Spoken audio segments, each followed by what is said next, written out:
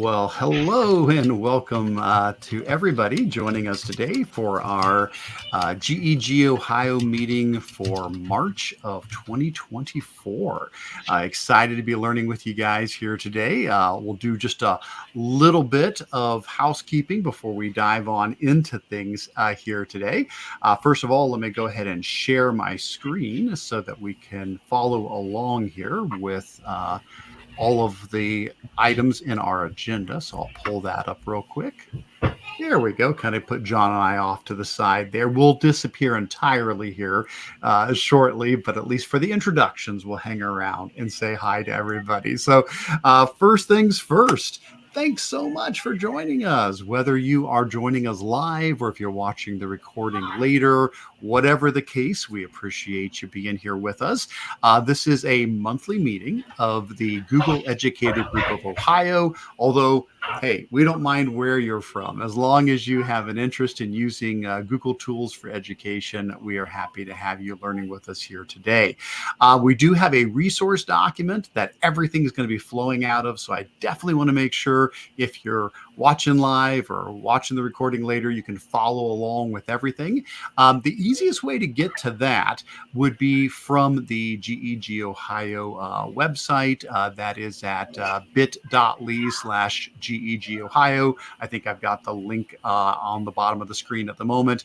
That'll get you to the main website. From there, you can go to the monthly meetings section. And if you scroll on down there, you'll see a table that has links to the agendas for all of the meetings. So here is today's March 27th. That will get you to this resource document. Tell you what, I'm going to go ahead though and copy and paste that into the chat if it's easier for people that are in the chat to be able to just click on that there as well. But whatever method you use to get there, this is an editable document. You are allowed and encouraged to contribute to this document. This is what we're going to be pulling from throughout the entire meeting today. I would say a couple of key places to drop things in. I would say, for example, the upcoming events. If there's something we have forgotten about, some training or conference or virtual event that people should know about, please drop that in the upcoming events. I'd say another good place would be down under show and tell. There's a community show and tell section where you can share any updates or resources or cool things you've come across recently that you want to share with the community. And also the Q&A section is a great place to put things. If you've got questions for the group, we'll get to those at the end of the meeting, but that would be a great way to reach out. So, and of course, use the chat during the session. John is going to be monitoring that as well. I'll do my best, but John will definitely keep an eye on that. Speaking of which, let's do a couple of quick introductions. So howdy, everybody. My name is Eric Kurtz. I am a technology integration specialist or a tech coach from the Stark County ESC, specifically from Spark, the ITC there. We support about 35 districts up here in Northeast Ohio. I am joined by John. John, go ahead and introduce yourself and the new digs that you're broadcasting from here today. And I have to admit I'm using a virtual background because, as Eric said, we just moved in the last 2 weeks, so my office is still getting itself back in order. I live in Northwest Ohio, and I work for another ITC, Northern Buck Education Council in Archibald, Ohio, and we service about 40 school districts across Northwest and North Central Ohio. And I work as the supervisor for professional learning for our organization. So welcome everybody this afternoon. Big contingent, it looks like, from Malaysia. So they're up late. Yes. We appreciate them participating in our meeting. Yes, I did see that. I had asked folks to introduce themselves in the chat. I'm definitely seeing a lot of folks from the Malaysia GEG who have joined us today, so thank you. But in addition, I am seeing folks from Georgia and Ohio. Scrolling down through here, looks like quite a nice representation from all around. But yes, GEG Malaysia has definitely shown up in force today. So we are excited to have you with us. We got we got some other folks saying hi in there as well. So thank you to everybody who has joined us today. Well, at this point, I think I'm going to go ahead and take our banner off the bottom of the screen and tell you what, John, how about if we disappear and we just focus on the actual agenda for the rest of the time now. So let's go ahead and start rolling on down through this agenda. We've covered the welcome and introductions. Under the important links, I will mention, as I do every session, if you don't mind, take a minute and fill out the attendance form that is on page 2 of the document there under important links. I highlighted it in green so it would kind of stick out. This just allows us to take attendance and send you a certificate later. I'll run an autocrat mail merge to generate those certificates, and we'll send those out sometime between now and the next meeting, which, by the way, the next meeting, April 24th is what we're shooting for the next one. So you can even get ahead and add that to your calendar and get ready for the next meeting a month out from now. Next up, we'll do a quick shout out to our GEG Ohio Google group. We do have an email group that is set up that allows you to stay in touch in between our meetings. I think we're well over 1,600 members of that now. So it's just a great group to join. If you've got a question, there's going to be somebody in there who can help answer that. If you want to share a cool resource or an upcoming training event, that's a great way to do it as well. So if you haven't joined the group yet, please do. We would love to have you continue the conversation in there. Well, that brings us to the upcoming events. Now, yeah, a lot of these are a little more Ohio specific. I realize we do have people joining us here that are not from Ohio, but several of these also have virtual elements to them. So you may be able to take advantage of some of these, even if you're not local. But just wanted to preface it. Yes, there definitely are some Ohio focused things here. So a couple I'll give a quick shout out to. All throughout up until mid-April, Google is running their education training series. You can still catch some of those. Coming up in May, quite a number of AI focused summits that are going to be hosted by the Ohio Educational Service Centers. And they're going to be in the different corners of the state. So we've got from Dayton up to Sandusky, over to Independence in my neck of the woods, and then Cambridge throughout May and then into August. There is a registration for those and a call for proposals. And I'm hoping to see lots of folks at those. I am intending to be at the northern ones, May 9th and May 23rd. So Sandusky and Independence are both pretty close to me. I do have some conflicts on those other dates, so I'm afraid I won't be able to be at those, but I hope folks will be attending these. It'll be a great chance to learn. While speaking about May, the Brainstorm Conference is coming up in early May. This one's way more ITC focused. So if you're like an IT person rather than more of a curriculum person, Brainstorm is always a great match for you. On May 8th, I have a webinar coming up that I can give a quick shout out for. So this is a webinar on Chromebook accessibility tools. And so this is one that I'm doing in conjunction with Trafera. They're helping organize this webinar, but we're going to be diving into all of the amazing accessibility tools that are built right into Chromebooks. So, text to speech, speech to text, readability tools, navigation tools, all the amazing things built into Chromebooks that can help support all learners. So that's going to be on May 8th. In my time zone, that'd be noon, but you can adjust, of course, for your time zone as well. And it's totally free. You can sign up here to get registered for that. And of course, it will be recorded as always. So if you're not able to attend live, you could always catch the recording afterwards. Got to give a big shout out to the Spark conference coming up in June. I know I've mentioned this before, but I'll give another shout out to it now. We are combining our Spark conference with the HICE conference. That's the High Impact Conference for Educators that the Educational Service Center runs. So the Stark County ESC runs the HICE conference, whereas Spark, the ITC, we run the Spark conference. Well, hey, we have joined forces for bigger and better than ever. So June 11th and 12th, it'll be both conferences together. We do have call for proposals open. We're shooting for an April 3rd date to wrap those up. If we need to extend it, we can, but we're hoping that we can get most of them in by April 3rd. So please do consider. The link is there. That'll take you out to the call for proposals, so you can fill that out. Just heads up, you don't have to be local to present. We do have some slots that we're holding for people that need to present remotely. So if you're not from Ohio and you still want to be a part of the conference, we do want to encourage people who are presenting remotely as well. Certainly, though, if you're in Ohio, we would want you to join us face-to-face there at the event. But all the details are there. Please take advantage of that. And then other than that, there's just some more things coming up on the radar. The GTech conference in August, what used to be the Learn 21 conference, that's now been rebranded. That'll be October. And then the iTip Google Summit, which often was in the spring, has now moved to late October as well. Now, John, it looks like you may have added in some stuff. Did you want to speak to any of the conference information here? Sure. I just added in the GTech Summit and the Create Conference, both of which are sponsored by Northern Buckeye, and they're just going to be they're local conferences. Maybe you get 100, 150 teachers come to those. One's in Maumee, which is in the Toledo metropolitan area, and the other one is at Gibsonburg, which is between Toledo and Cleveland. And excellent. So they kind of bookend each end of the summer.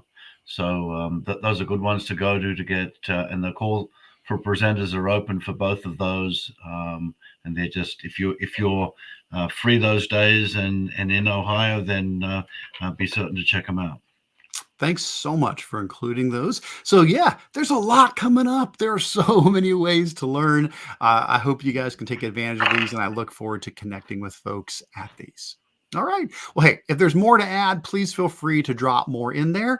But let's move into the bulk of what we typically focus on in these meetings, which is what is new in Google. So we try our best to keep up on all of the new updates that have been coming out with Google each month. And then as those come out, I drop them into this document here, and then we will pick some of these to go through. Now, we don't cover every update, so I have highlighted or bolded. I have bolded the dates of the ones that I thought would be good to talk about. So you can tell already which ones I'm going to be chatting about. If there's something, though, that you have a question on that I have not decided to cover, please let us know. Put it in the chat or add it as a comment here in the document.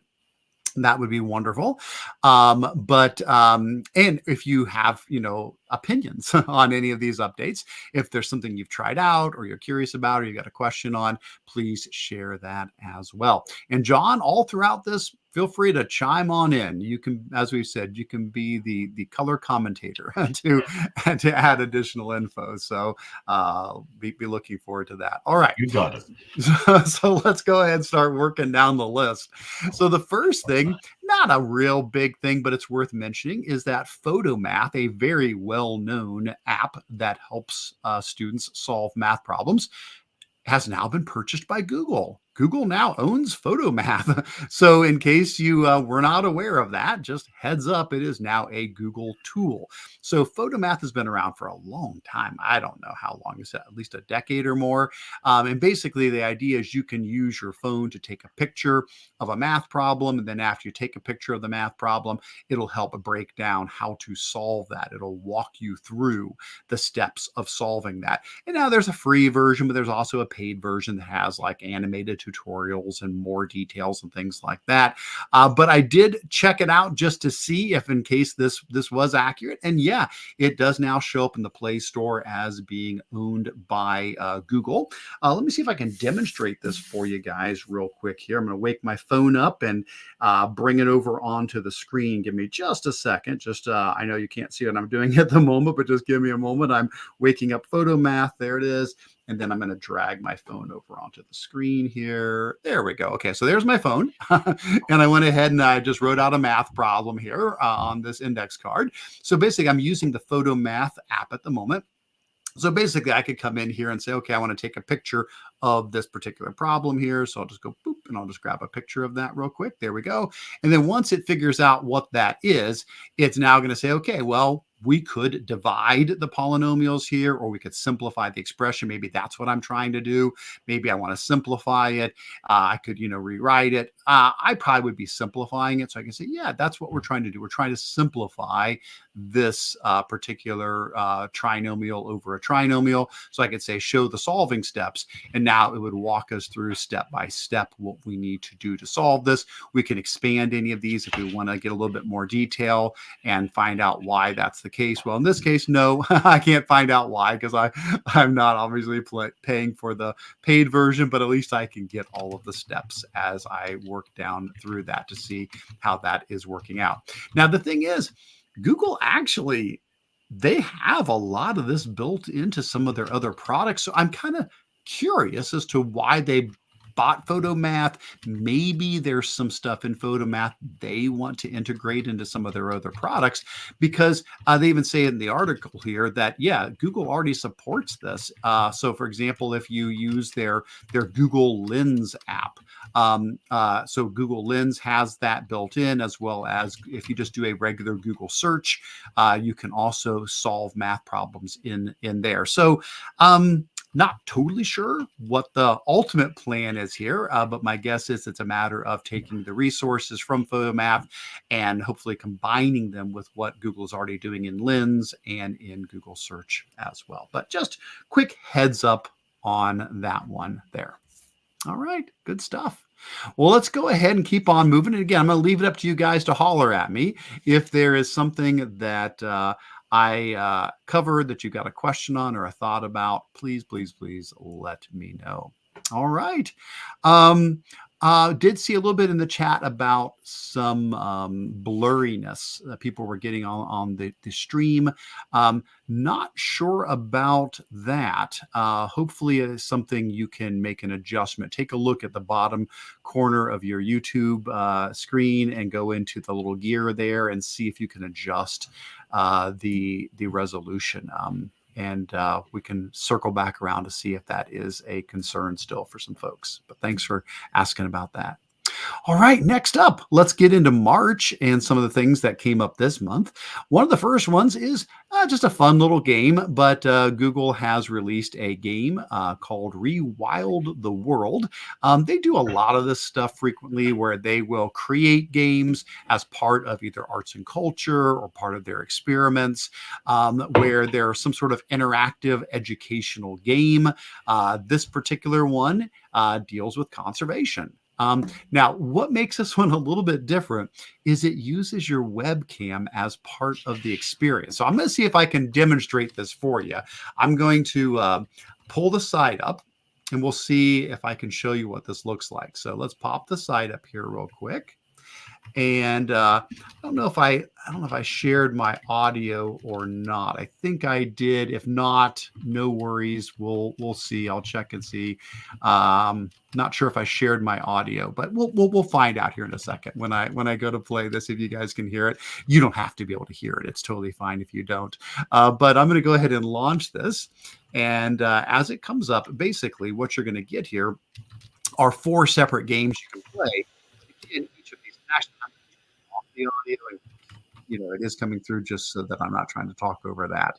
I'll do the sea turtle one as an example here. But what's going to happen is basically it's going to use my camera. So in the background, you can see me in the background. It's going to use my camera. And I'm going to play the game by actually using my arms in the camera. So basically saying, raise your hand if you want to meet threatened animals. So I'm going to raise my hand. There we go. Okay. And now in this case for the sea turtle, I've got to collect trash. So there's going to be trash popping up. And basically I'm going to use my arms. Well, they're going to look like fins. So, here's my arms, but it's going to look like the fins, And so basically I can come over here and be like, boom, catch that trash, and come over here and catch that trash. So anywhere that trash is appearing, I'm going to put my hand on the trash. And then when I do that, the turtle will go and wave on that as well, collect the trash. So I don't know. I think it's kind of cute. It's a little bit interactive there. There's 4 different games, and they all involve using your camera yourself and using your hands to move around and play it, and then hopefully learning more about conservation in the process. So thought I'd just give a quick shout out to that as a new fun educational game from Google Arts and Culture. Good stuff. All right, let's keep on moving. Next up, as far as what I decided to highlight, is an update to the email migration feature that is in Google Workspace. So there is a new beta that has opened up to try to make life a little bit easier when you need to migrate email from one person to another. Maybe you've got somebody who has retired and you're like, well, they're gone, but they've got so much email here that we want to be able to still have a record of that for, whatever purpose, maybe transferred over to the new person who is taking that person's place, for example. This has gotten a lot easier now with a new data migration tool. You can use it for up to 100 users at a time, but you can also just use it for that one person who has retired, as we said. And basically what you're going to do is you're going to come in and say, okay, here's what we're, migrating, from and to. There's like a little file. You upload a CSV file that says who you're migrating from and to. You can configure the settings, like do you want to include deleted messages? Do you want to include all the spam messages? What do you want to bring over? And then that's it. It'll start running and start migrating the email from one account to another. So if that is something that you need to do from time to time, nice to know this new beta feature is available right now in the admin console. And it's available pretty much for, I believe, all editions. Yes. Yeah. All of the different editions can use this. Just makes that process a little bit smoother, a little bit easier for you. Do take note with the icons. I do put little emojis after each one of these to let you know which tier these apply to. Sometimes some of the updates are just for certain paid tiers. All right. Next up, Google Gemini got a nice little update here. We'll actually demonstrate this one. We'll take this one for a spin and show you. But Gemini, which is Google's AI chat tool, similar to ChatGPT, now has a new feature where when you get a response, if you don't like the response you got, instead of having it regenerate the entire response, you can have it just rewrite a portion of it. So let me show you what I mean by that. I'm going to pull over my Gemini here. So let's pull this up real quick, head over to Gemini here. And let's say that I'm going to ask it to write a poem. We'll say, hey, can you do a limerick about spring? It is springtime and it's March. So yeah, how about a limerick about spring? That sounds like a good plan. So here I get this limerick. The blossoms all open so bright, new bird song gives gentle delight, green shoots start to rise, neath warm sunny skies, spring's beauty awakens our sight. Okay, totally fine, perfectly good, no issues there. But what if I did want to modify this? What if I'm like, oh, that's pretty good, but now we certainly know you could always look at different drafts. Maybe one of the other drafts is better, and you're like, well, hey, let's look at draft 2, let's look at draft 3. Maybe that's all you need is just check out a different draft. Or you could always come up and edit the original text and have it regenerated, or you could use the modify responses. All of those we've had, none of that's new. Here's the part that's new. What if all of this is great, but for whatever reason, just the very last line doesn't quite sit with you? If you're like, I really like this, but that final line, that I would like to adjust. Well, if that's the case, you can select that line and notice you now get this little pop-up pencil. Well, you can click on that and just modify only the word or the phrase or the line that you selected. So you can do this with, an email that it has generated or a lesson plan or really anything that Gemini creates. You can then use this micro editing tool. So I could say, hey, let's just regenerate that one line. So now the rest of the poem should stay the same. It should not touch that. but it now changed to winter's chill fades with a spring's gentle sigh. So it has only adjusted that one particular line. I like that. I think that's really slick because there's times where maybe you're getting almost exactly what you're looking for, but you just need to adjust a portion, or you want to take, a particular, spot in the lesson plan and you want to extend it or shorten it or something like that, or put in a custom, modification for it. So happy to see that. I think that's a really neat new feature that I have not seen popping up in the other AI tools yet. Perhaps it will, but it's definitely a nice one from Gemini. So cool to see that. All right. Eric, we've got a question from Lori about, is there a way to change ownership on Google Docs, Sheets, etc. if Google Takeout is blocked? So the question, thanks for bringing that up, Lori. So the question is about changing ownership on doc sheets, etc., if Google Takeout is blocked. So I'm assuming that question popped up because we were talking about migrating email data. And of course, that can make you then think about migrating files as well. So let's talk about that. So here's the thing. Google Takeout is a fantastic tool. It's really good. If I pull up takeout.google, if I could spell takeout, that might help. takeout.google.com. Now, there's two different versions of Google Takeout. There's just the regular takeout.google.com.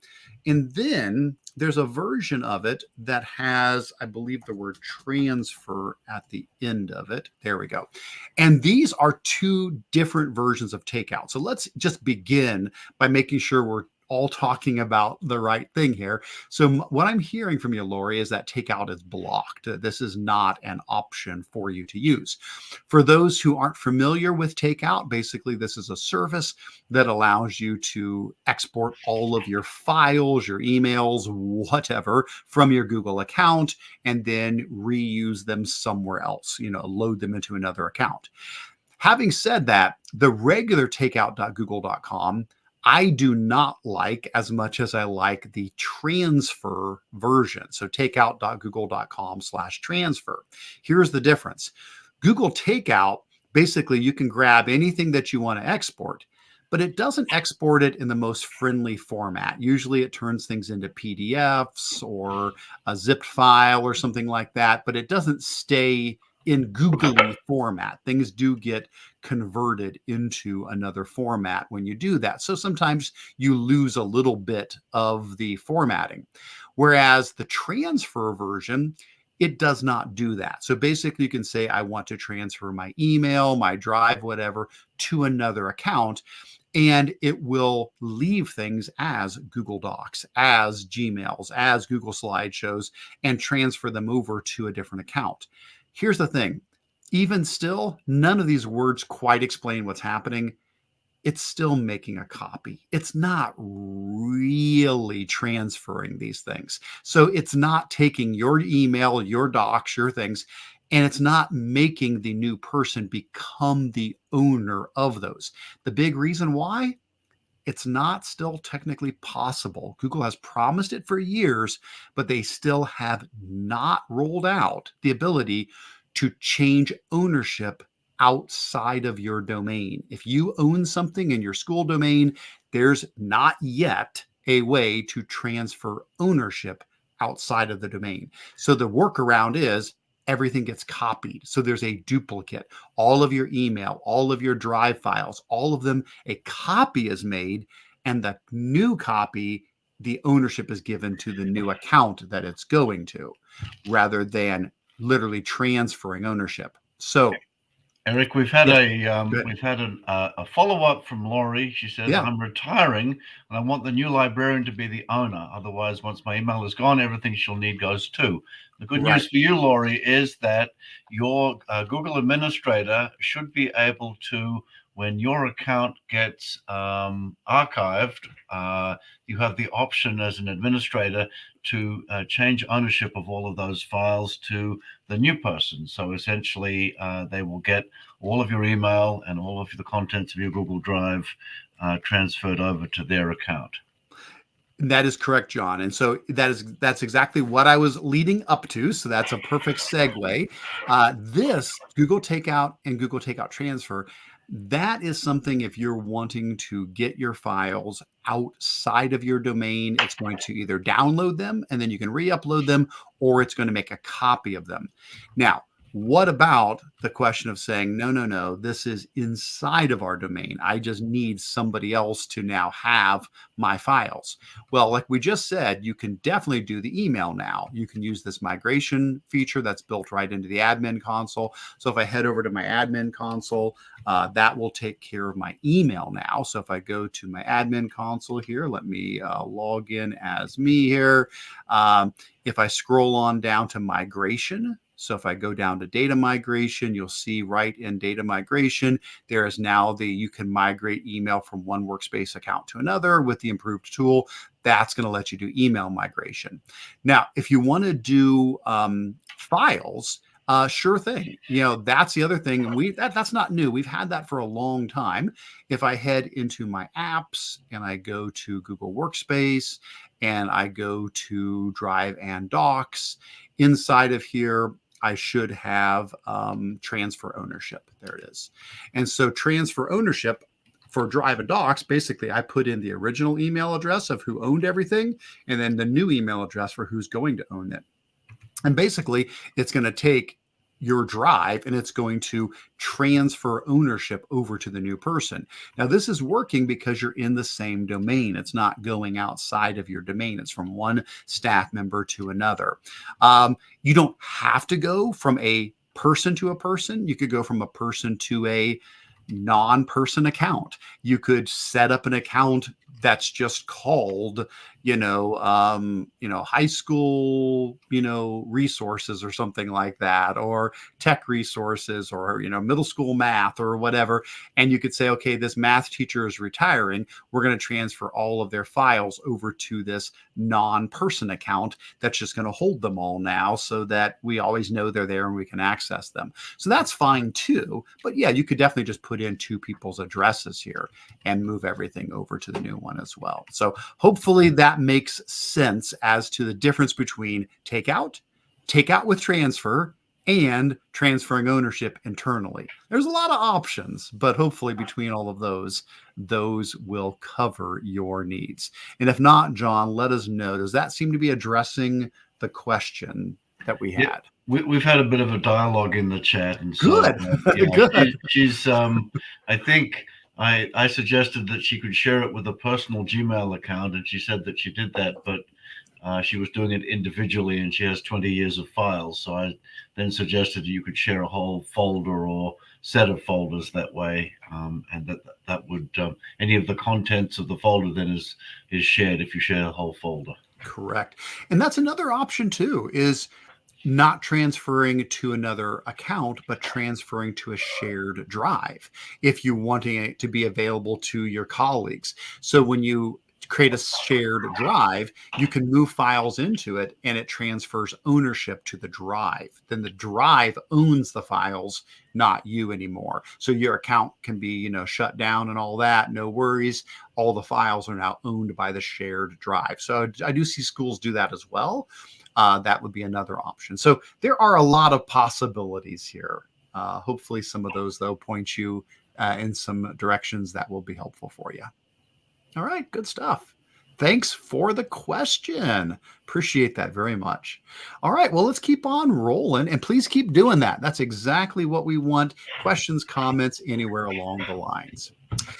Next up, removing the background images from your Google Slides. Now, I know I talked about this before, but I think it was just in beta. Now it's officially rolled out. So as of early March, the ability to remove background images, the background from the image in the Google Slideshow is available. But as you notice from the icon, this is available for those using the Gemini Enterprise upgrade. I think it was called Duet AI for a long time. Now it's technically being called Gemini for Workspace Enterprise add-on. So if you are using that add-on, it is included in there. Also, if you're just using it on a personal account and you're using the paid version of Gemini. So I can show that real quick to you. So again, for those who want to see that again, how that works, let's say I've got a slideshow and I added a picture of Google's headquarters in one of their locations. I'm not sure which one this was, but let's say I want to put myself outside of the Google offices, like I'm visiting there. I can go to the insert menu. I can insert an image. I'll upload from my computer just the picture of me standing. And now what I could do is I could take this picture and I can use the button up here to remove background, or I can right click and say remove background. And when I do, it takes it just a moment, but the AI goes in, cuts out that background, and now I could just move myself down into the bottom corner here and really look like I am there visiting that particular Google location.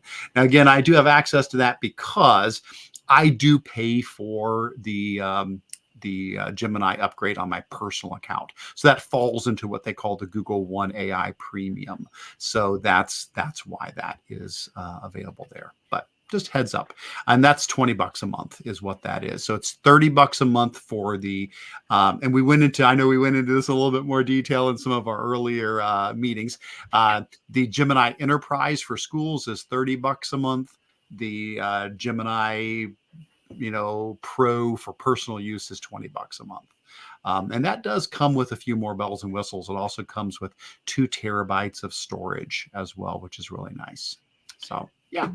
And Eric, it's worthwhile mentioning, if you want to put or find images that are transparent, if you put that in the search terms that you're looking for when you do your image search, then you can often find transparent images. Oh, sure. Or there is removebg.com and other online background removers. So for many, many, many years, that's exactly what I've been pointing people to. Remove.bg. It's a free one where you can just say, okay, I want to upload a picture here. So I could grab that same image.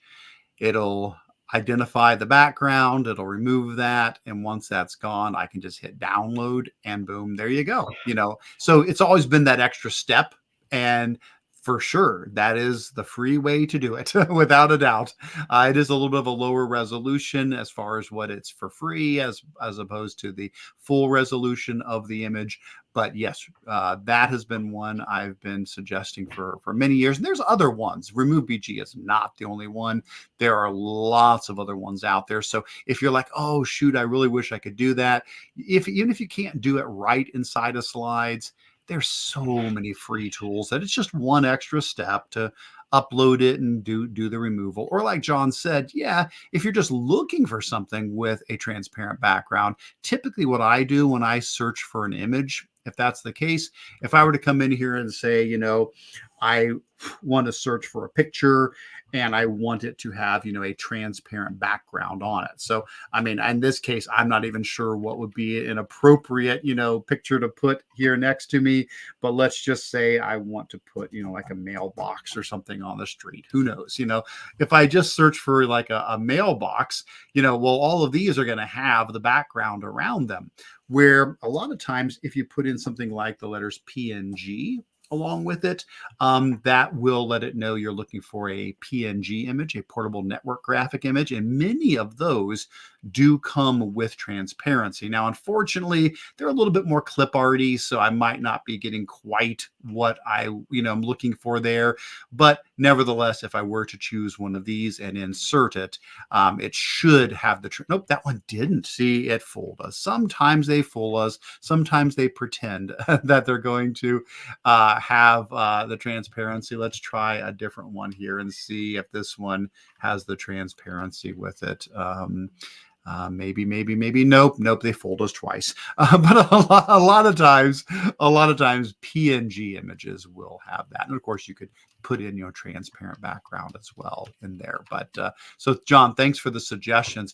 Always important to mention the potential workarounds, because not everybody's going to be able to take advantage of that new tool. So yes, there are certainly other ways that we can do that. All right. Good stuff. Excellent. I'm seeing a lot of shout outs to Canva in the chat as well. Absolutely. Canva has background removal options built right into it as well. All right. Well, let's keep on moving. Next up, creating fully customized email campaigns using a new layout editor tool. So this isn't like new, it's just expanded. They've been doing this for a couple of years now. Back in 2022, they added the ability to create layouts, to have layouts for your emails, announcements, newsletters, and so forth. They had some predefined email templates. Then they went further by in 2023, allowing us to customize those existing templates, to reuse a custom layout, to create, a brand new layout from scratch. Now it's gotten even easier. So now when we go to create an email message, there's a little button here. It looks like that, the choose a layout button right there in our email composition screen. And when you do that, it'll pop open. So once you click that little layout button, it'll pop open this little window here where you can choose an existing layout or you can create your own. So I've been playing around with this, trying to see if I could create something with it. Let me see if I can find it real quick. I'll bring it up from my other screen here. Give me just a moment here to pop this up for you guys so you can see this. And give me just a moment. It's still loading on my other screen here. Might be because I just have too many things going at once, but here we go. Okay, so here is if I'm going to write an email message. If I look down here in the bottom, there it is. There's that little select layout button. So if I click on that, that's what pops up some default layouts, but there's also a My Layouts section. Now I can change any of these. I can edit those existing layouts, but now here's where you can do the My Layouts. You can build a brand new one from scratch, or here's one I was playing around with. We do a newsletter called Sparklines. And I thought, well, what if I tried to replicate that layout right in here, and then I could just pull it up in Gmail anytime I need it. We've been using MailChimp for that particular one. So I could select this and I could go in and edit this layout, and you can see here is this really nice editor now where you can add text boxes and buttons and images and dividers and content blocks and spacers and on down the line to build your custom layout for your newsletter or whatever it is you're going to be doing. And then if you're happy with that, you can hit insert, and that's just going to drop it right there into my email. And of course, I'd have to go in now and fill in, the details as, need be here. But what a neat way to be able to, and again, I can just fill in the details there as well, and then just hit insert, and it will drop it back in there for me. Now, I won't actually send that anywhere, but I thought that was a nice update to that. Makes it really simple and easy. I still haven't switched over to that. I've still been using MailChimp for all my newsletters, but it's nice to know that we now have even more features in there to build our custom layouts. And you can share these with others as well. It actually shows up. It's weird. Here's what it looks like. It actually shows up in your drive. It looks like this. It's got this little M icon. So like in my drive, here is my Sparklines newsletter layout, and you can actually share that with other people so people can work on the template with you there. Yeah. John. It just might be worth pointing out, Eric, that this is another one of those paid features that if you're already paying for SMORE or one of those other tools at your school, then you could possibly justify paying for an upgrade to your Google account and have access to this amongst other features. Yeah, good point. So there you go. Awesome. Good stuff. Let's keep on rolling. What else do we have here? Just a quick update about Google's annual I/O conference. They have released the date for this year is May 14th. I always encourage people, check it out. It's not completely educational, understandably. Google is basically announcing all of their big updates. And so some of it is more business related, some of it's more consumer related, but there's always things that they announce that affect education. And so it's a good date to keep on your radar there, May 14th. If you can't watch the keynotes live, no big deal. Just be aware that around that time, There's going to be a bunch of, Google announcements, and you can always catch them on YouTube afterwards. They'll have, the recordings of the keynotes, and then you can go through those and see what new things they have announced. So I definitely catch that every year, and looking forward to it again this year. I'm sure it's going to be AI, and a little bit more AI is probably going to be the case. It'll be a lot of AI at I/O, but it's a great way to catch some of the new things that are releasing with Google. All right. Next up, this one seems really silly and small, but honestly, it's nice. So I don't know if you've ever been working in a document or a slideshow or something where you needed to adjust things like the brightness or the contrast or the transparency, the opacity of something. Well, it used to be, it was just a slider that you would slide up and down. And that was it. There was no easy control. So you had to be trying to slide that slider to get it in the middle or wherever you needed it. You didn't have precise control over it. Well, it's a simple little update, but they added numbers on the side. So now you can still drag it, but now you can precisely set these with the numbers.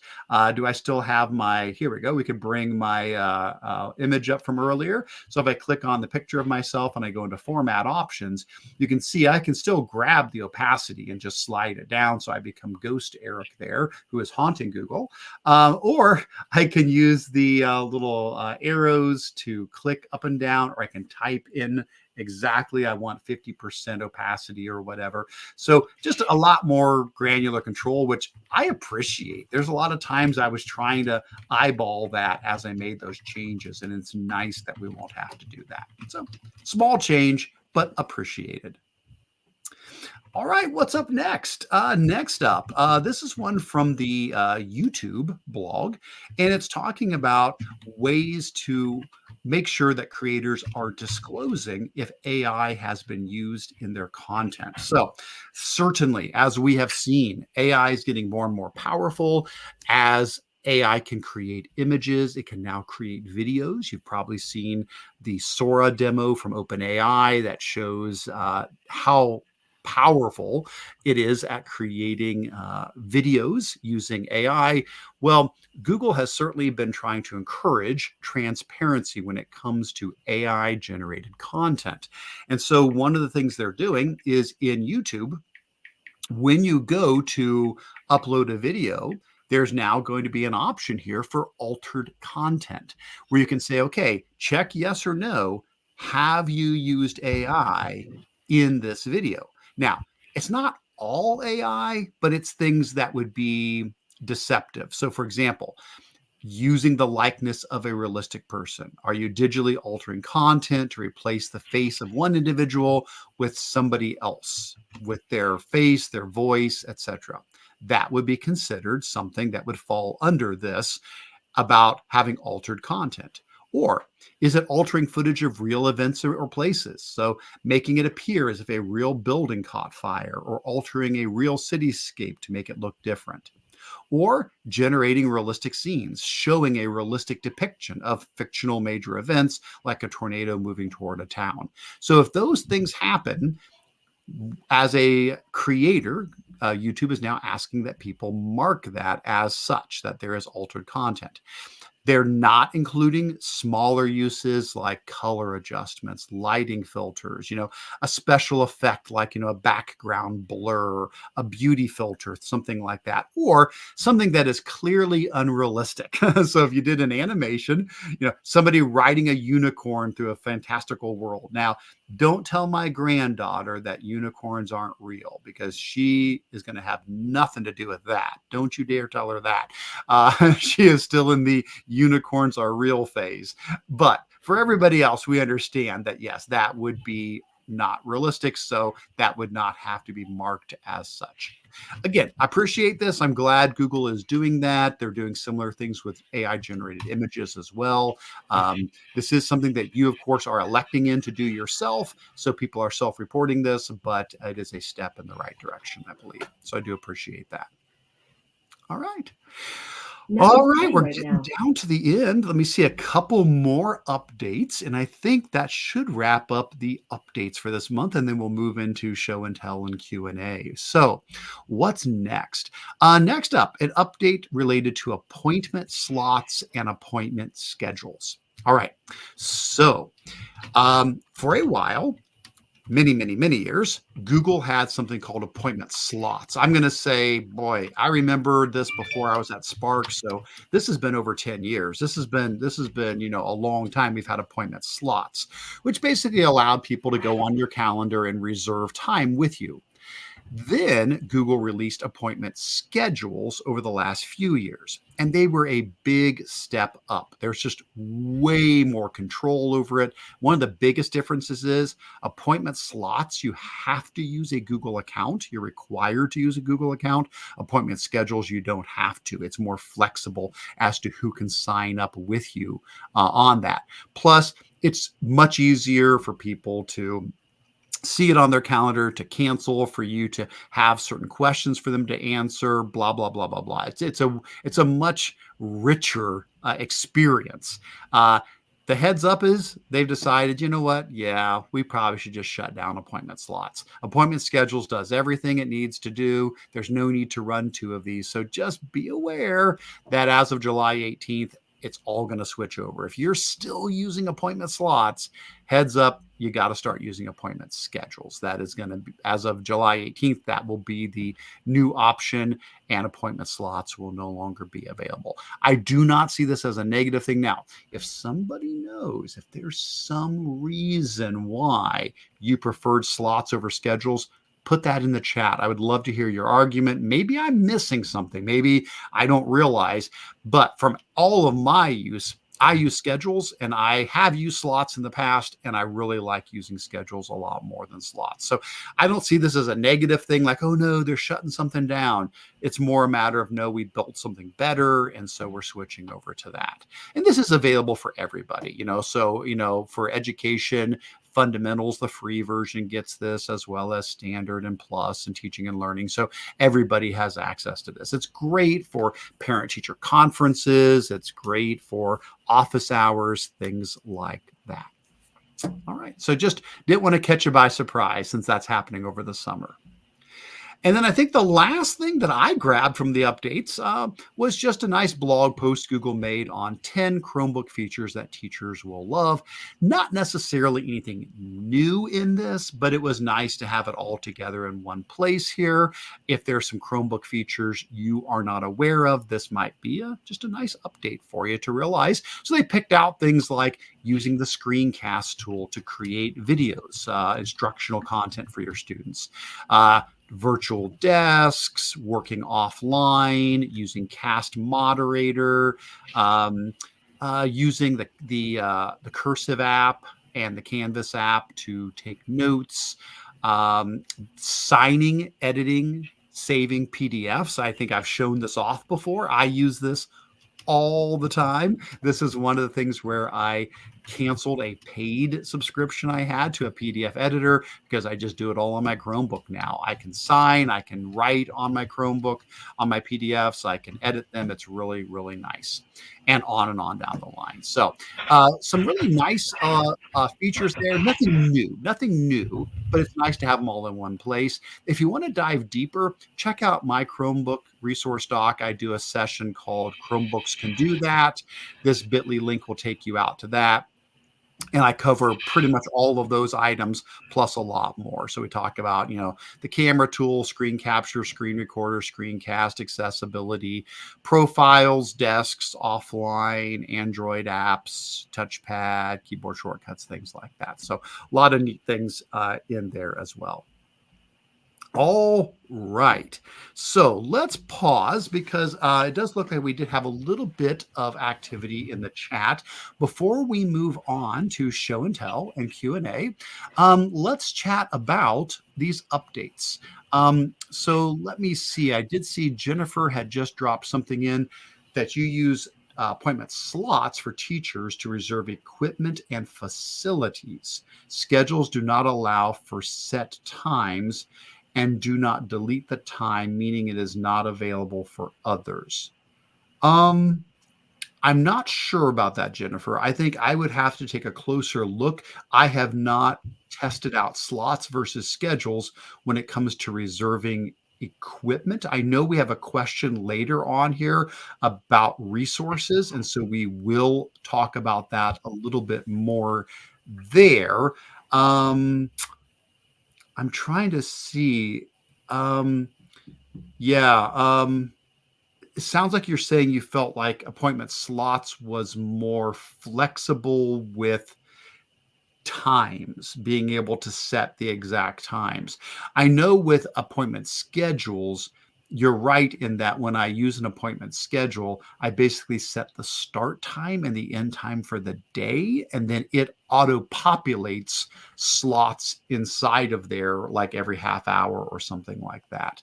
So that's a good point, Jennifer. I appreciate you bringing that up. I could see that as maybe an issue where if you're really trying to specify exact start and stop times, that could be challenging if you're trying to get it to match your actual class period start and end times. Having said that, we definitely want to talk about using resources because later on, that was a question. There's a question about, you know, can we do can we use the resources feature? And my response is yes, I would be happy to show that. And so when we get to the Q&A, I will run through the basics of using resources, setting them up, getting them shared properly so people can book right through Google Calendar. So hang tight. We will hopefully see that here shortly. All right, good stuff. Well, let's go ahead and let's move into our next thing. Unless you saw anything else, John, before I head to show and tell, did you see anything else on Googly updates that we need to address? Nope, I think you got it. All right, good stuff. So under show and tell, this is where we try to share what's cool stuff we've come across recently. We're not joined by everybody here today. So with them being gone, I will just, as always, give a shout out to Stephanie. She has a great Google group you can join to access her materials. Sarah does a weekly newsletter. And she shares out great things. And then Denny's not with us today as well, but he always does have great things to share. What I would encourage you guys to do is exactly what you're seeing down here under the community section. Please feel free to add your own items in. Heidi added something that we'll need to take a look at here in a moment. But for now, I would say John and I will take some time to go through ours. John, did you want to go first? You have a preference as to... Yeah, that's fine. If you want to drive, and then I'll just talk in the background. So go for it. This is probably one you've talked about before. One of the one of the Google Arts and Culture things. Now it's come back into the fore again as we begin to start teaching both teachers and students how to do AI prompting and how to become good at it. So this is a gamified way. And essentially, if you click Start Level 1 there, and it's going to give you an AI-generated image on the left, and you have to type what you see on the right and see if you can get a match that is above a certain percentage. I think it's 60% for level 1. So that would be a... I could say like a cityscape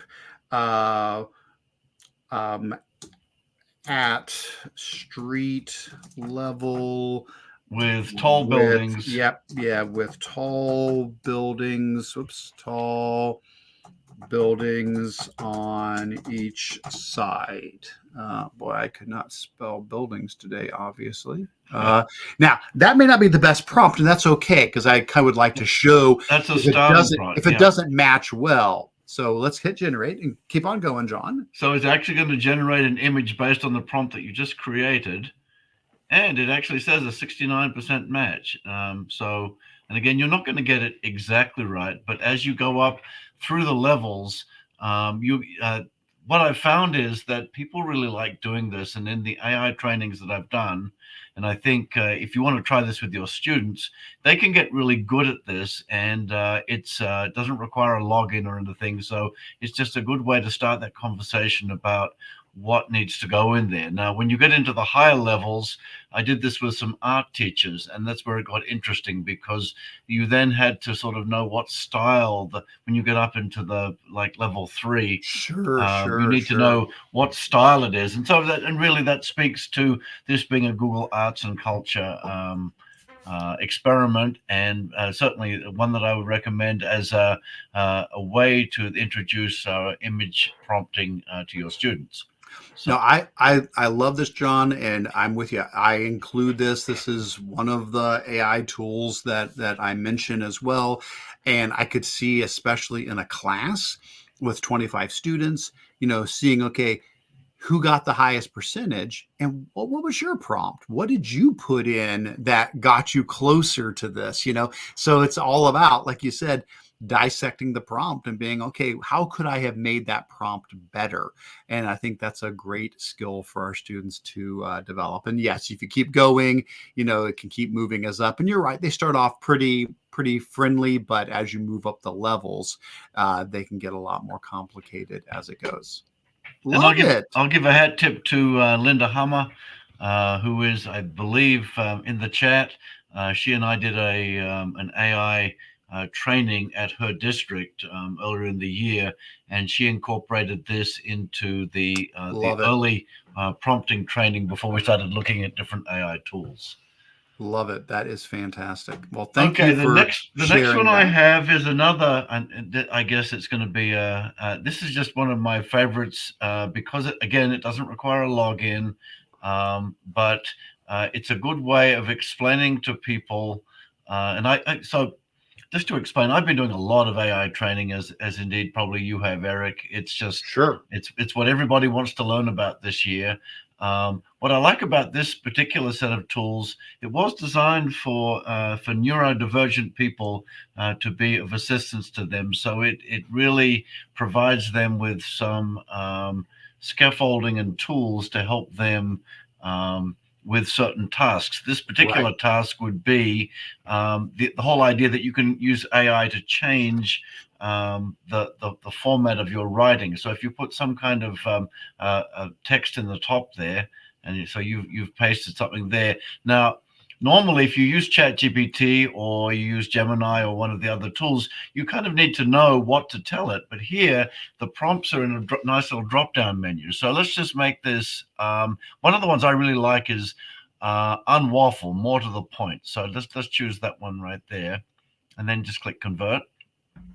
And then it will take that and then really cut it down. So if you're needing to make something more succinct, that's a really good way to do that.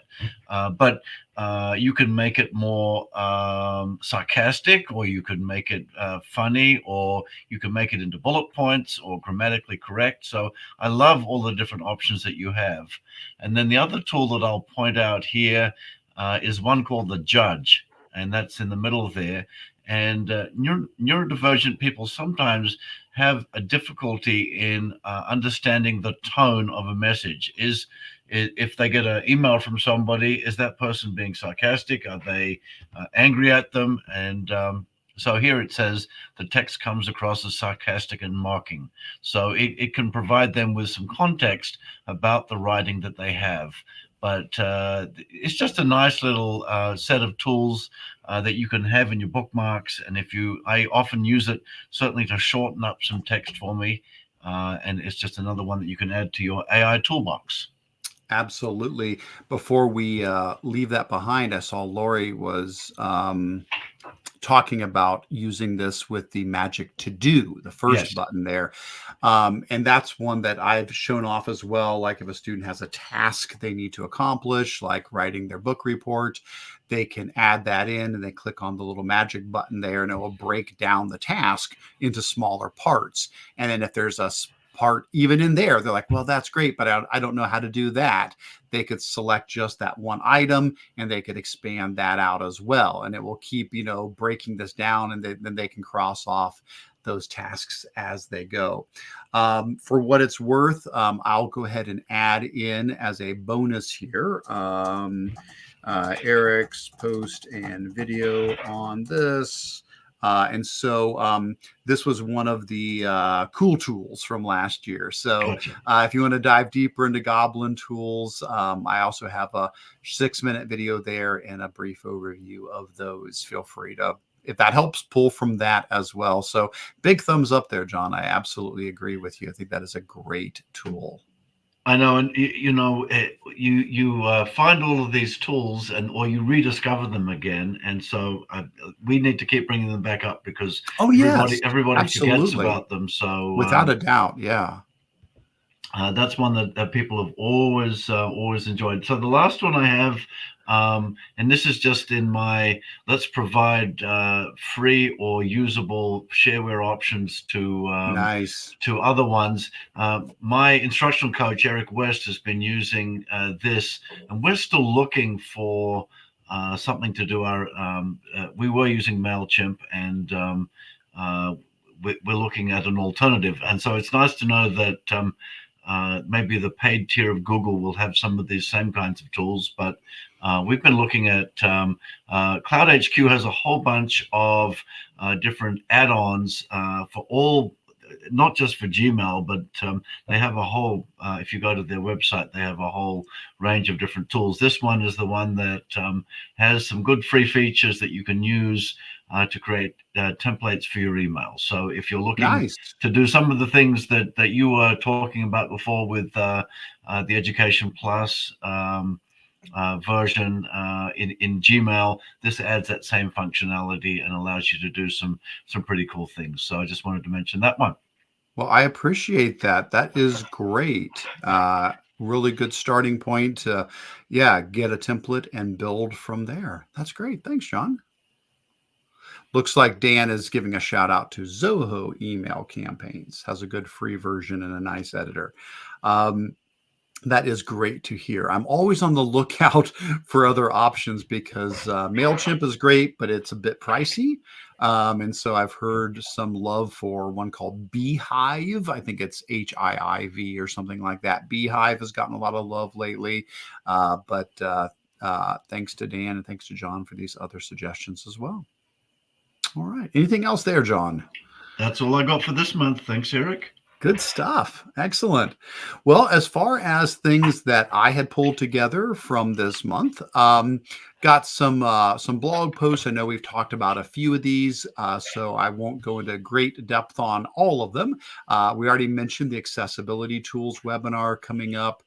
So if you didn't catch that earlier, that is going to be May 8th. All the details there on signing up for that free webinar.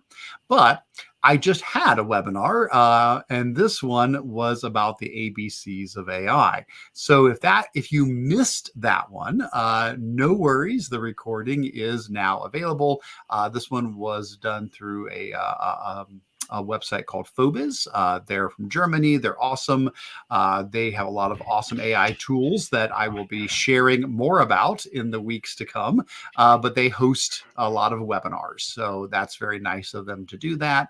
I did a webinar for them on the ABCs of AI, one I've done before, but that's the thing. Like you said, John, these things change so much that, a training I did 6 months ago, a lot of stuff is different. So even if you've seen my ABCs of AI one before, it wouldn't be a bad idea to catch the recent version here. And so basically it covers A, all about AI and the tools, B, the benefits of AI, and C, the concerns of AI and how to address them. It's a 1-hour webinar, but it's free. You do have to register on their site, but it's painless to sign up.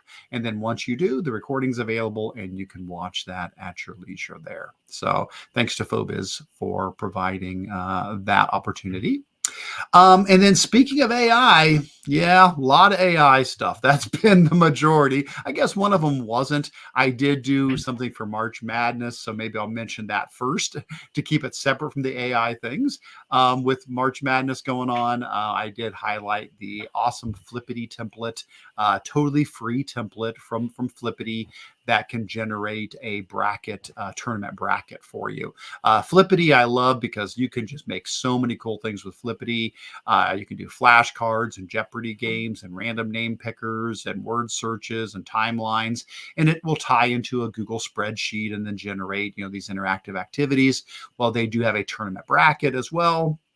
Very easy to use. You can either use the online version where you just fill in the people's or the items names, or you can use the Google Sheets version where you fill them in there. Either way is fine. But basically, once you're done, it generates an interactive bracket where you can click on who you want to win and move forward on each level. And then as you do that, boop, boop, boop, boop, boop, boop, boop, eventually you get down to your final competition. And so the idea would be, you could do this for all kinds of things, whether it's, comparing presidents or periodic table elements or, literary characters. You get the idea. You could be putting all sorts of people or items, up against each other.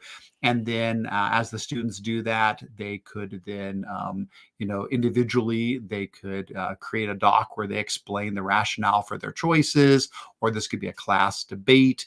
And you can even have students doing votes to see who wins each matchup. So if you're looking for a nice, free, easy to use tool for that, big shout out to Flippity. Always a great resource to go with. So love that.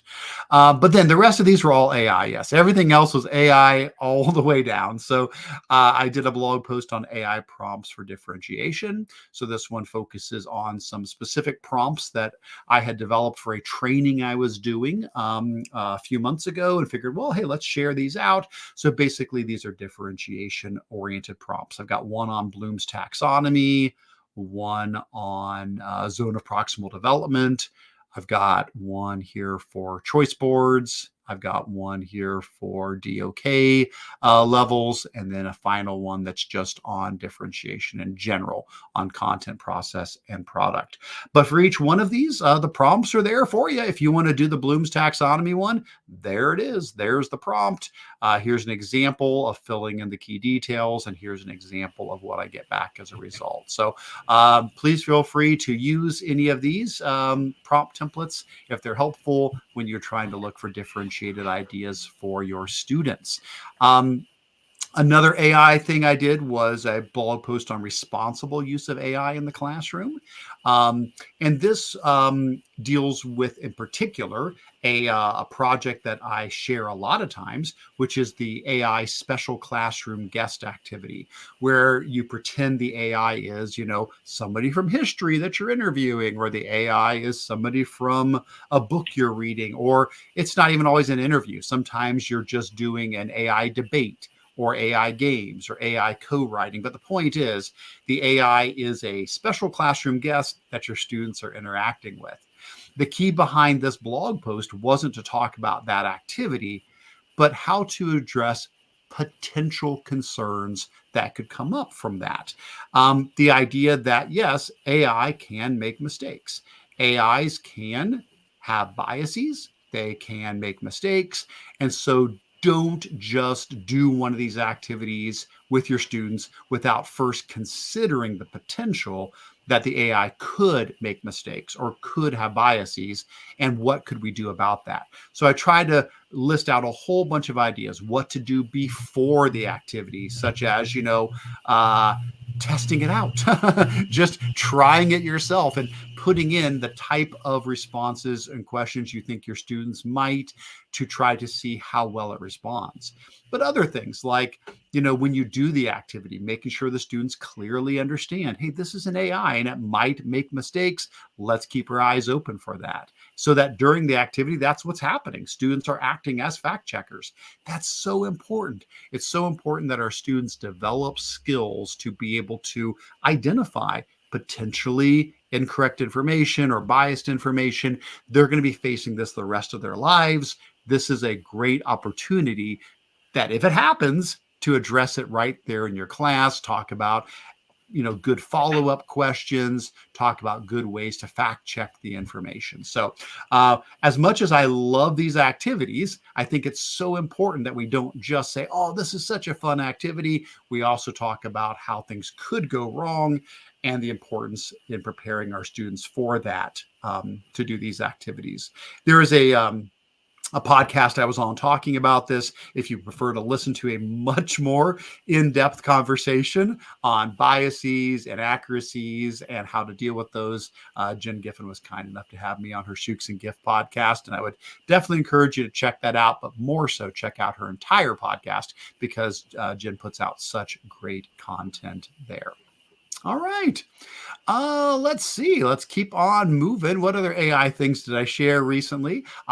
Still on the concern issues, the things we may be concerned about. How about student data privacy? So I did do a blog post where I talked about, hey, it's really important that we're careful what we share when we're using an AI. We talked about FERPA and GDPR and how, by law, we are not to be sharing personally identifying information about our students. And so I go through a big list of these are the kind of things we should not be putting into a standard traditional chat tool. If you're using ChatGPT or Gemini or things like that, names, addresses, phone numbers, but it goes on into lots of other examples here. I do talk about some ideas for if you want to use ChatGPT and Gemini and all those, and it involves student information. There are certainly some thoughts. One is anonymizing the data, trying to remove all PII, personal identifiable information, generalizing the information, making it more hypothetical so that you're not identifying a specific student, but you're still getting good suggestions for, potential accommodations for a student who's struggling with X, Y, and Z. Another thing to consider, in addition to anonymizing the data, is using enterprise level tools. So earlier today, when we were talking about Gemini, remember we mentioned how there's the enterprise version of Gemini that's like $30 a month per user. Well, one of the reasons that is more expensive is because of exactly this. Microsoft does this, and so does Google. And both cases, it's $30 a month for Copilot Enterprise, and it's $30 a month for Google Workspace Enterprise. But basically, what they tell us is, hey, we're not going to share your information. If you use Copilot or Google Workspace, Gemini Enterprise, the stuff you put in is not used for advertising. It's not reviewed by humans. It is not used to train future versions. That data is protected.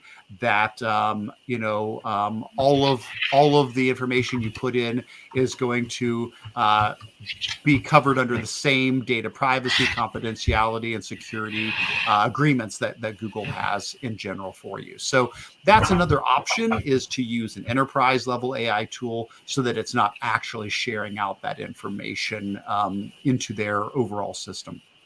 And there's a few other ideas in there as well, but just wanted to make sure we're continuing to have these discussions. I'm excited. I love AI. I'm a big proponent of it, but it's so important that we stay balanced and we address the potential concerns as well as all the awesome things we can do with it. So that was that one.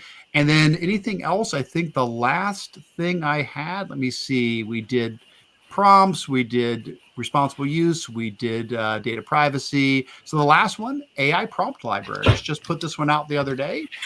If you ever head over to ChatGPT or Gemini and you're not sure what to type in, you can see that blinking cursor and you're like, I don't know, I'm not sure what to put in.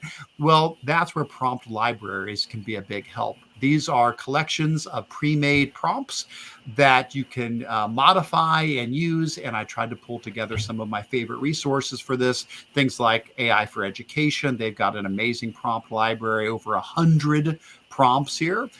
We can come in here and say, hey, I want to, dig into administrative or assessment prompts or communication prompts or whatever the case. The point is I can come in and say, yeah, I do need to create a rubric, but I don't know what to type. Well, come here, click on this, and here you go. Here is a prompt template.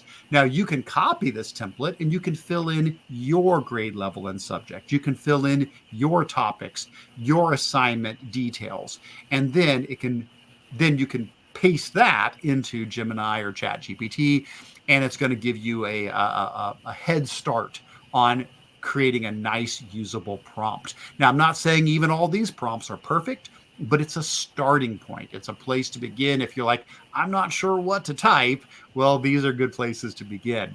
I also highlighted more useful things from Dr. Ethan Mollick. He's been leading the charge on a lot of AI things. He's got a bunch of very detailed prompts on his site, and on and on and on. So I've got several of these that I pulled together that are all good for investigating potential prompts to copy, edit, paste, and use if you're not sure where to begin. I've got a few more things I'll be sharing on that in the near future, but that is the current list as of right now. All right, there you go. So that's all of my show and tell information. Let's see. I guess let's do a quick look at community show and tell, because I see Heidi had shared out their newsletter. Give a click on that. This is the Ohio UDL Collaborative Monthly Flexible Learning Options. Oh, how nice. Very, very nice. So definitely something I'm going to want to take a closer look at and dig into here. But it looks like we've got a video link that we can watch. We've got a webinar video link here as well. We've got some guidelines and a document that can be used with this. Thank you so much, Heidi. I appreciate you sharing this with us. Looking forward to diving into that a little bit more. Good stuff. Well, I think that gets us to our Q&A. John, anything we missed on show and tell, or are we good on that?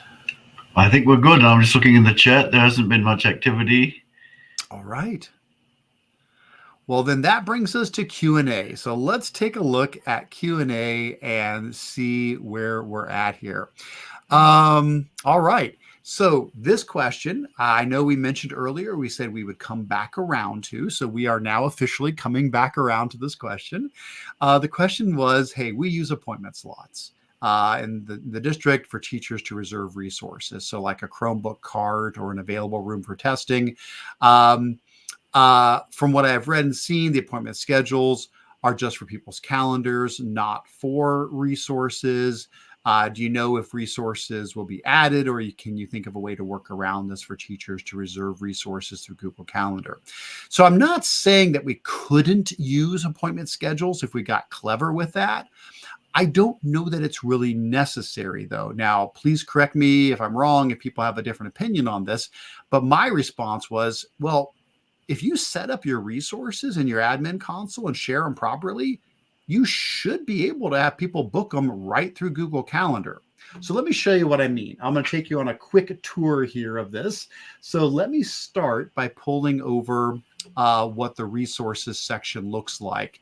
So this is our resources section here at the Stark County ESC at Spark. Basically, you can drill into this by going to your admin console, going to buildings and resources, and then going into your actual resources there. So if you need to see that from the start, again, basically head to the admin console, go down to buildings and resources, and then go into resource management. So these are all your resources. So you can make these be rooms, you can make them be Chromebook carts, like we've got some mobile meeting carts. Mostly we do rooms, but it doesn't have to be rooms. It can be carts, it can be items. All you're doing here, though, is you're basically just setting up the item. You know, you're not there's nothing here that deals with the sharing. So like, let's take room 106. Basically, all I'm doing is saying, you know, what's the name of the room? Where's it at? What's the floor? How many people can it hold? Just some really basic settings for that resource.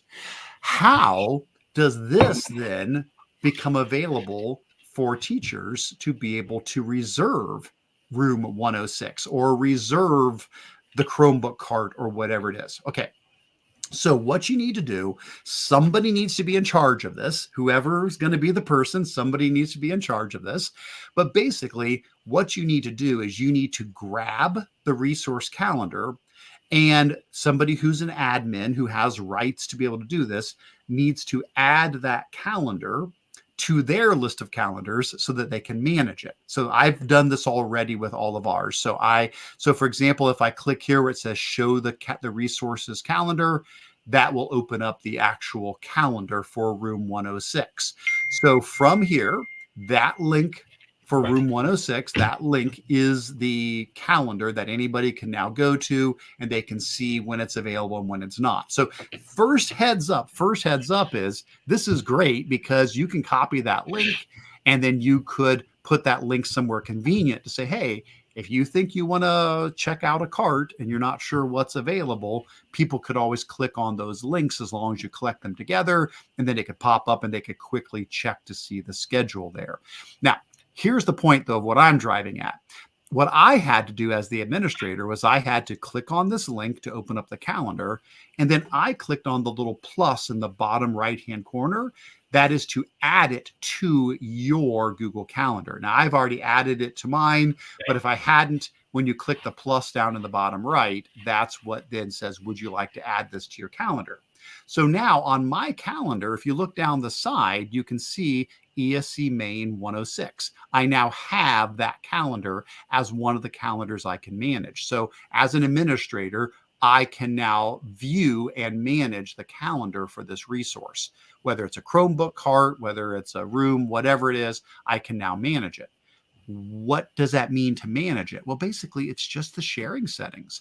I basically just need to hover above the calendar, click on the three dots, and go into the settings and sharing. And I need to decide who's allowed to see this, who can see the Chromebook cart, who can see room 106.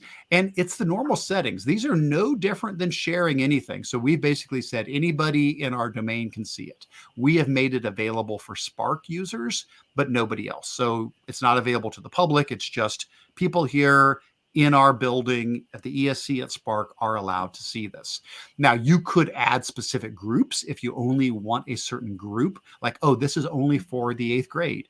Well, create a group of all your 8th grade staff, add that group, share it with just the 8th grade teachers, and then nobody else can see the cart. Only the 8th grade teachers can see the cart. So this is completely up to you. You can control this as much as you want. The thing is, you do not have to give edit rights. They're not editing the calendar. They're simply booking with it. So all they need is the ability to see it. So free busy is fine. Event details is fine. But they do not need any kind of edit rights because they're not actually controlling the calendar. They just need to be able to see it long enough to book with it. And that's it. Once that's done, now what happens? Okay, so what happens now is somebody comes and says, okay, I want to book, the Chromebook cart or, room 106 or whatever. And let's say I know, because I've got this turned on, obviously, I know that on April 4th, that room 106 is already booked. I can see that. But let's say I didn't even know that. I just come here and go, hey, I need to book the Chromebook cart and I need it for, April 4th. Well, if I come in here and I try to book this, if I come in, I'll just put in test, and I come in here and I say I want to book this, that's where the rooms tab comes in. So as a teacher, I say I want to book something. I come to the rooms tab, I expand this out, and it shows me everything that's available on April 4th at 9 a.m. Well, notice what's not. 106, 105, 121, they're crossed out. They already got booked. Somebody already has claimed those. I can't book them. They've already been booked. Whereas these are the rooms that are available. So basically, it's just a matter of training teachers on that procedure. If you want to book something, basically, you need to go to the calendar, click on the time you need it, go to more options, go to rooms, and see, is it available or not? Now, remember, this is only going to show resources that you shared with people to see. So remember, if I go back into my calendar here, and I go to room 106 and I go into sharing, the only reason people can see that is because I've shared it with them.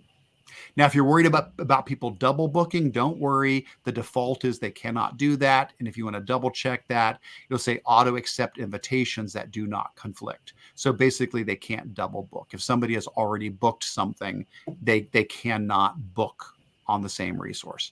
That would be my suggestion. Now, I apologize if I skipped something or if I wasn't clear on something there, but that would be my suggestion, would be go into the admin console, create all your resources here, open up each calendar one at a time. After you open it up, add it to your calendar, whoever is going to be the manager of the calendars. After you add it to your calendars, go into the settings for those calendars, and then when you go into the settings, make sure that it auto accepts invitations that don't conflict, and decide who's allowed to view it.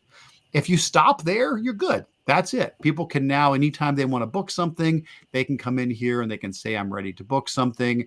But when they do go to book, it'll only show what is actually available. Again, if you want to go a step further, you can also share these links with people to the actual calendar for them to view, if you just want them to get a quick bird's eye view of when things are available or when they're not. Okay, I hope that helped. John, am I way off base? What do you think? Was that is that accurate? That was good. There was a bit of a comment back and forth in the chat. We use a similar system at Northern Buckeye. We have a Steam lab, and I have a calendar for each of the resources, but then I just add them as items to a single calendar that I then share with anybody that I need to be able to see the availability of that. But then I leave the booking up to one of my staff members. I don't let the public do that. But in a school situation, yes, you can give either one person or multiple people the ability to add a resource to a calendar item. And that's a really good way to do it. All right. And there's no right way. I am not, please don't mishear me here. I am not saying, oh, this is exactly how you should be doing resources and don't ever do anything else. No. This is a tool. And that's just the way Google is. There's so many options, maybe there is a way to leverage appointment schedules so it's a little bit, more like this. I'll tell you what, when we first moved to Google, I don't know how long ago this was, 18 years ago. I don't even remember now how long ago this was. But when we first moved over to Google, when I was at North Canton, we didn't have these options. And so I ended up just home baking a solution where basically I created a calendar for a lab. So I would go in and I would create a calendar. So I would say, let's make a new calendar. So I'd create a new calendar. And then what I did on that new calendar was I preloaded a placeholder for every single period of the day with the correct start and stop time. So period, 1, 2, 3, 4, whatever. And I didn't do this by hand, of course. I just uploaded a CSV. It's really easy to do. Once you've created a calendar, you can click on import and you can import a CSV. And I had the entire year in that CSV file with every day, every start and end time, whatever. And so basically it pre-populated the entire year with, appointments. So like it might just say something like, period 1 or something like that. And of course, period 1 starts at a weird time. It's not exactly 8 o'clock. It's like 8:05 and it goes to like, who knows, 8:51 or something weird like that. You get the idea. But the point is, I would have these pre-created. And then I shared this calendar with everybody and I gave them edit rights. And their job was, if they needed to book something, their job was to click on the event, go in and type in their name and claim it. And that's really what they did. And so people would go in and they would just edit the calendar and they would just claim the spots, and that was it. That's what we did. Now, could somebody go in and delete somebody? I guess if you're, a booger about it, but I said, don't do that. don't erase somebody's name. That's not nice. And so basically we had the entire year, pre-created and people just went in and claimed spots as they needed. So I guess that's the point. What I'm saying is there is no right way to do it. There's third-party tools you can use. You can book me. You can use all kinds of things like that. It's a matter of figuring out what makes sense for your staff, your setup, how things work in your district. And they're talking about Sign Up Genius and a couple of other tools in the chat. And yeah. I think the confusion, Eric, is still what change, what do the changes to the new schedules over appointment slots, does that affect anything that you just talked about in the last 10 minutes? So with so again, if you want to do, if I were to come here and say I want to create an appointment schedule. So let's go ahead and do this real quick. Let's put it on my regular account here. I can probably put it on anyone. It really wouldn't matter, but let's go ahead and we'll just put it on my regular account. But yeah, you could set up a calendar for a lab. You could set up a calendar for a cart. See how I can pick whatever calendar I want to put the appointment schedule on. So I could create a calendar specifically for a cart or something. I could make a calendar for them, and then I could put that appointment schedule on there. But yeah, let's say I want to create a new appointment schedule here. What you get is you basically get this this little wizard that walks you through the process here. So the concern, though, that I'm hearing from folks is they feel that it doesn't maybe give as much flexibility with unusual start and stop times of periods. Because you notice, basically, I can say each appointment duration is an hour, or it's 30 minutes long, or it's, 15 minutes, or it's whatever. I don't think that will necessarily work for everybody. Now, let's say this goes from 8 a.m. to 3 p.m.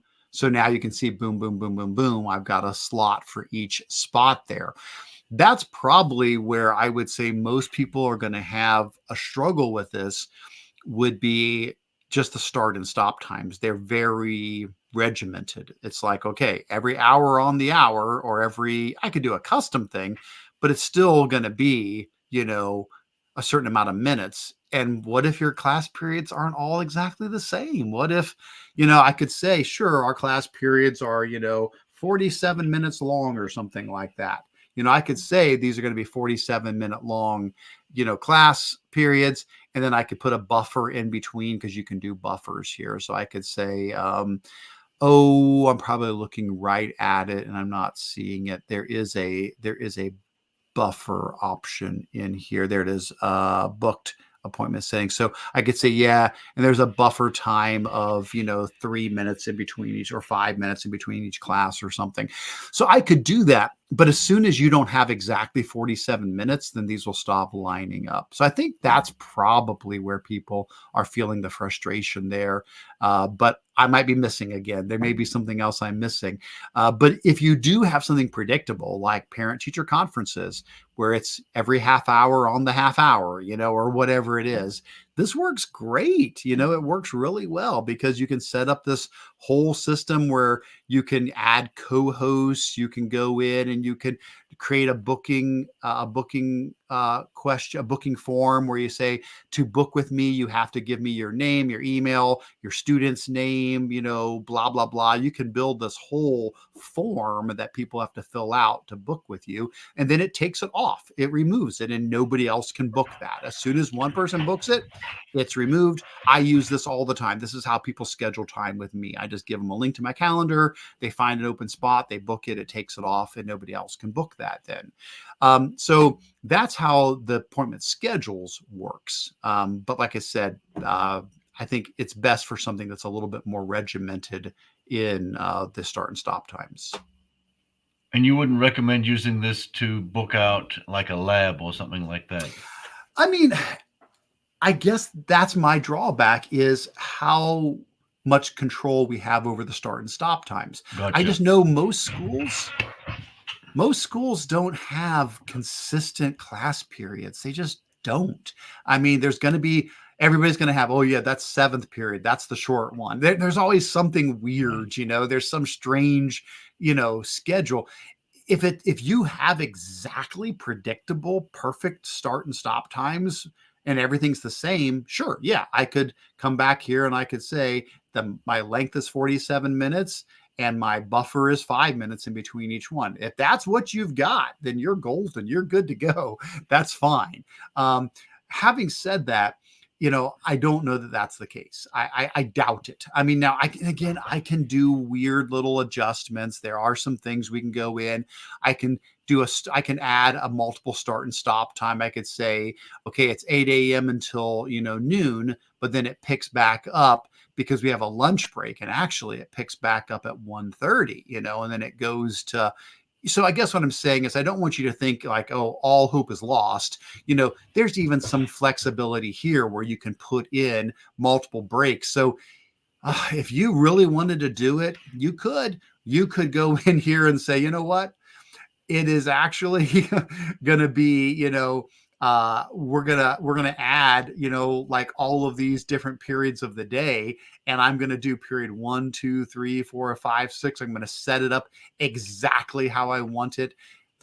Yeah, if you wanted to go in and micromanage that, you very likely could do that. Right. I just want you to realize that could be something that you might be up against. Having said that, if you instead decide, no, we're not going to do that, I'm just going to use, resources, then basically, as long as you click here and say, hey, I want to book something, you can just, as long as you know to look under the rooms, you can say, is anything, that cart is available. Great. I'm going to grab that cart, and you grab the cart and you book it. It's just a matter of getting used to understanding that rooms doesn't just mean rooms. Rooms Right. means resources. So, all right. All righty. Good stuff. Good stuff. Well, let's go ahead and see what else we had under Q&A. Somebody said they got this this week. What does this mean? Okay, I don't know. Let's see. We're writing to let you know that Google Cloud is introducing an organizational policy change on June 16th. This change allows organization administrators to define how Google Cloud should respond if we become aware that a private service account key has been publicly exposed. We are integrated with several programs, including the GitHub scanning program, to identify publicly exposed private service account keys. And what are most people doing from these choices? Here's what you have. Opt in early, opt in anytime, or do nothing. I'll be honest, I have not seen this. So I may not have a good answer for you. John, have you seen this pop up yet? I'd have to look I have not. I don't know if I've gotten that. Let me copy this and put it into my Gmail real quick just to see if maybe I got it and I missed it. I'm running a search for it. Yeah, I did get that. I did get it. I just didn't read it. So, yeah, thanks for heads up. I think that's something I need to read as well. So short answer is I'm sorry. I'm not sure what that is all about. I think it does look to be a security setting to say, hey, if any of your private service account keys get publicly exposed, we want to know what to do if that happens. And it looks like the options include opt in early, and then choose disable key, which will enable the protection immediately. Opt out anytime,